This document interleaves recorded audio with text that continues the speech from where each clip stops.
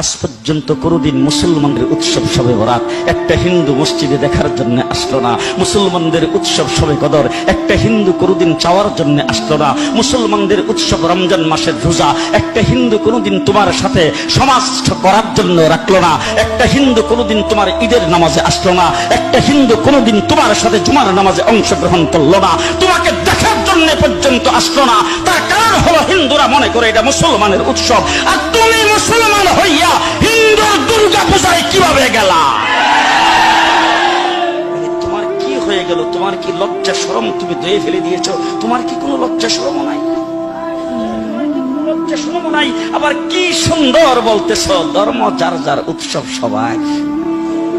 High high high, ও মুসলমান যুবকেরা ভালো করে শোনো, ধর্ম যার যার উৎসব সবার, তাইলে বিয়া যার যার বউ তো সবার।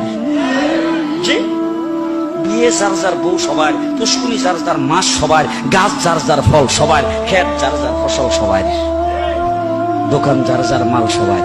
তাহলে আমার দোকানের মাল যদি আমার হয়, আমার ক্ষেতের ফসল যদি আমার হয়, আমার গাছের ফল যদি আমার হয়, আমার গাছের নারিকেল যদি আমার হয়, আমি বিয়ে করলে বউ যদি আমার হয়, মুসলমান আমার পুষ্কুনির মাছ যদি আমার হয়, তাইলে ধর্ম যার উৎসব তার।